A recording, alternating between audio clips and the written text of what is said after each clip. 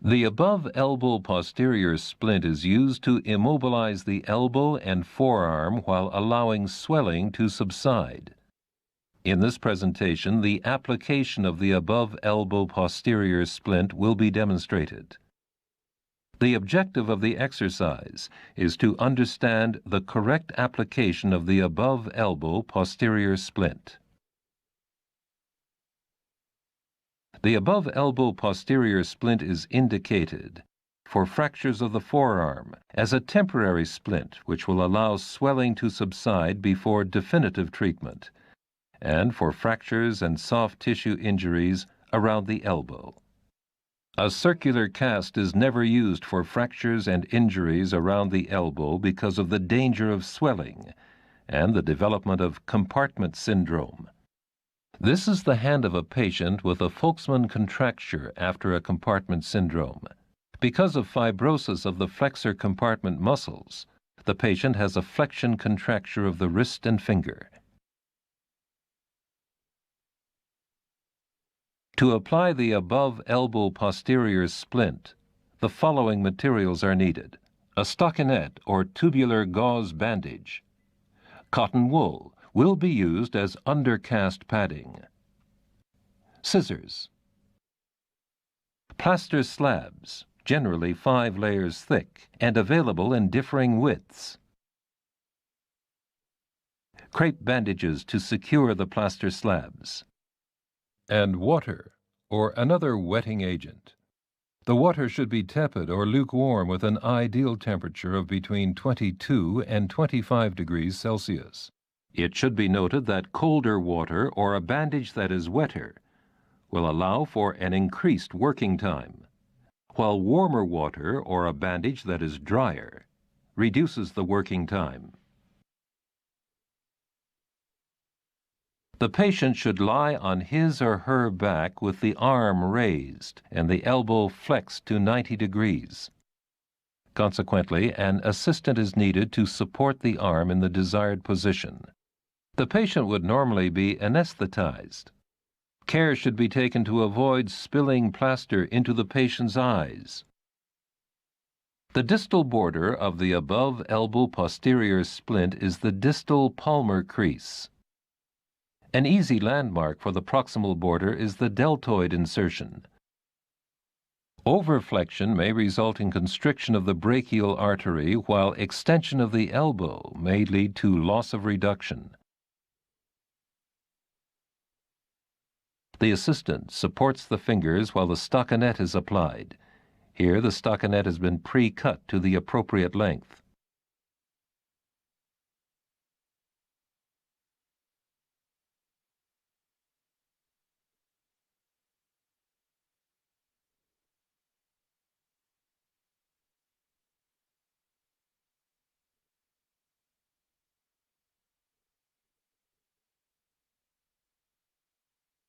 The cotton wool is used for undercast padding. A slit is cut in the cotton wool for the first web space. It is gently wound once around the wrist, then towards the elbow with an overlap of 50%, which creates a double layer of padding. To avoid constriction, the edge of the cotton wool should not lie within the crease of the elbow. Rather, it should be wrapped around the elbow, as demonstrated here.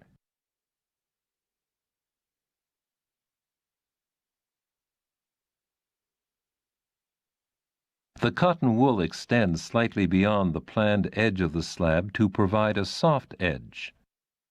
2 strips of cotton wool are placed to pad the bony prominences of the olecranon and the condyles of the humerus to prevent pressure points which could create pressure sores.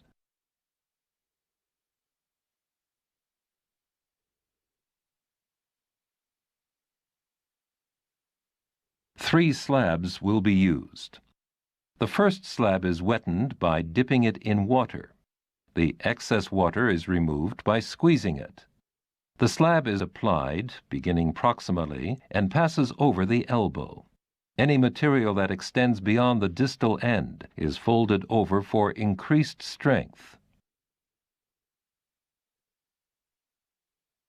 The second slab is wettened and applied distally, beginning on the radial side and passing around the elbow to the ulnar side.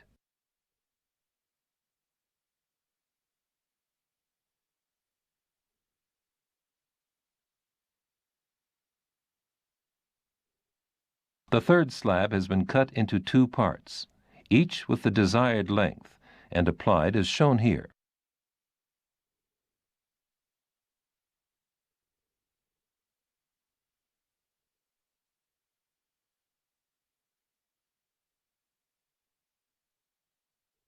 The resulting overlap provides extra strength.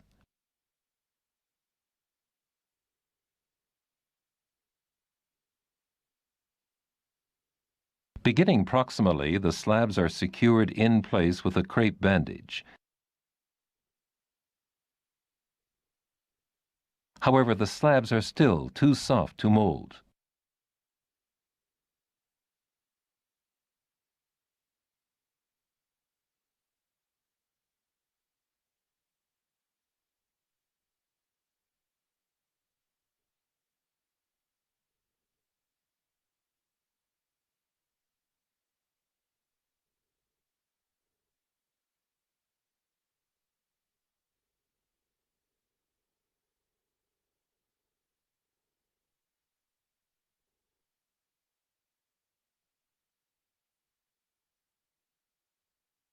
Once the plaster has begun to set, the slabs may be molded with gentle pressure to the radial and ulnar sides of the forearm, the wrist, and the palm of the hand in order to obtain a better fitting splint. Both hands are wrapped around the patient's wrist, with the thumbs applying pressure to the palm of the hand until the slab begins to set.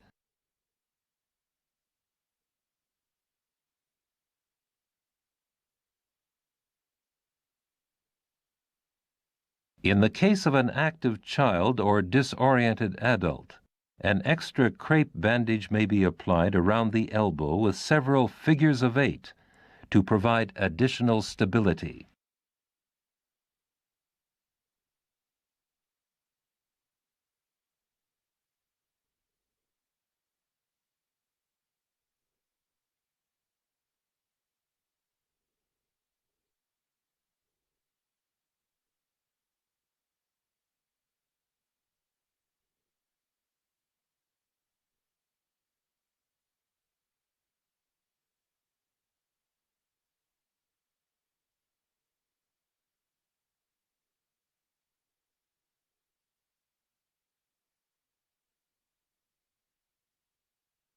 To create a smooth edge, the ends of the stockinette are folded over.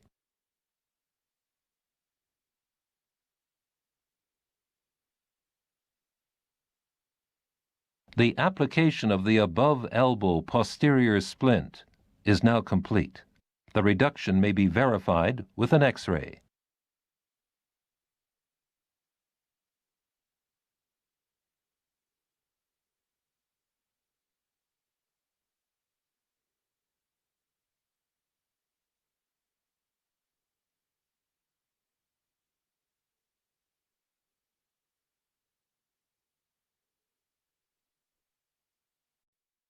The lower leg back slab or below knee splint is usually applied as a temporary measure to be used while swelling decreases in fractures and soft tissue injuries of the ankle and metatarsals, prior to the application of a longer-term circular cast. In this presentation, the application of the lower leg back slab will be demonstrated. The objective of the exercise is to show the application of the lower leg back slab, a plaster splint that will accommodate swelling while stabilizing the fractures or soft tissue injury.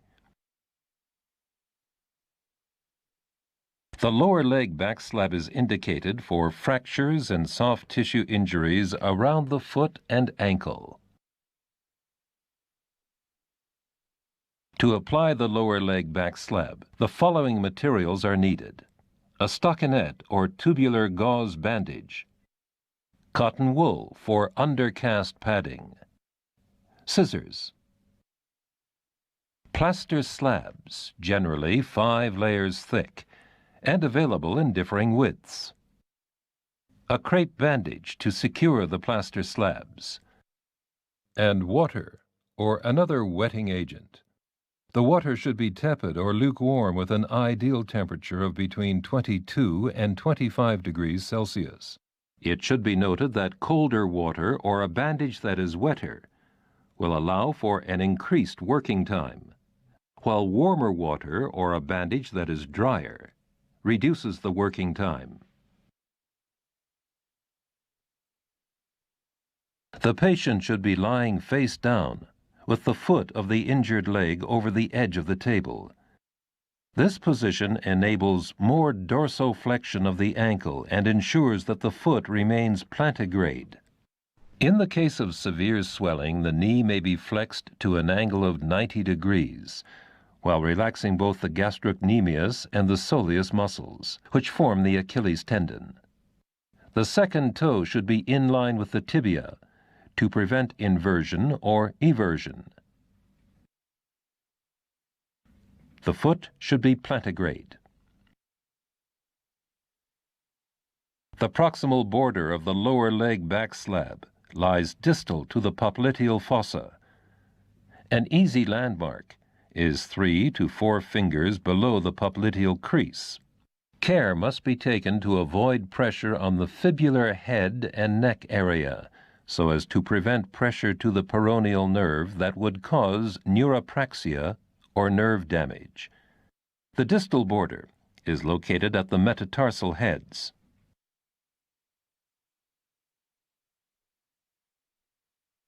To begin, a stockinette is applied and cut slightly longer than the final cast will be.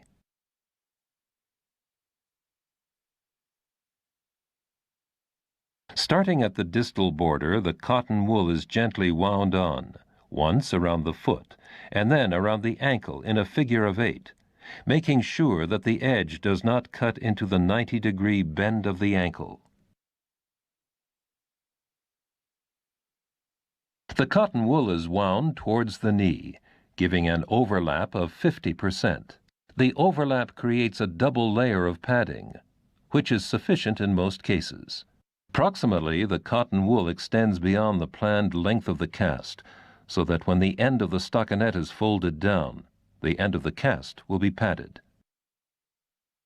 Additional cotton wool padding is applied to the heel and over the malleoli to protect against pressure points causing pressure sores. It should be kept in mind that when more padding is applied, there will be less support to the injury site. To ensure adequate stabilization, too much padding is to be avoided, even in the case of excessive swelling.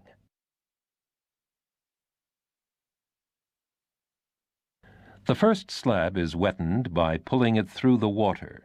The excess water is removed by squeezing it slightly.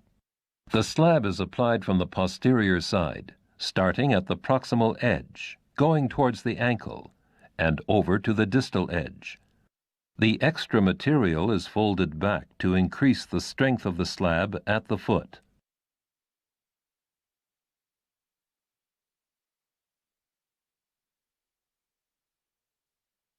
A second slab, this time from the lateral side, is applied over the foot and around the ankle.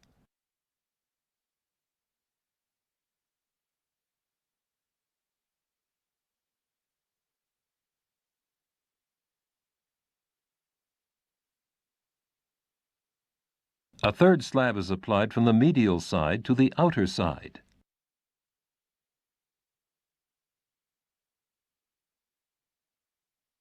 To accommodate swelling, the medial and lateral slabs should not meet on the anterior aspect of the lower leg and foot. The ends of the stockinette are folded over the ends of the slabs to create a smooth edge.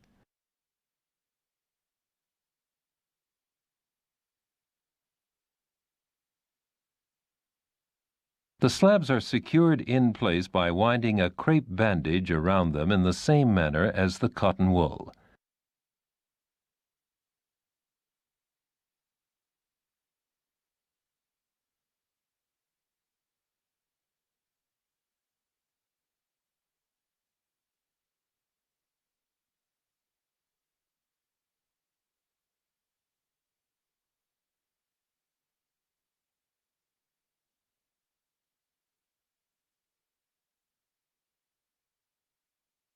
It should be noted that the plaster is still soft and can be molded to ensure that the foot is plantigrade by pressing down on the metatarsals, as shown here.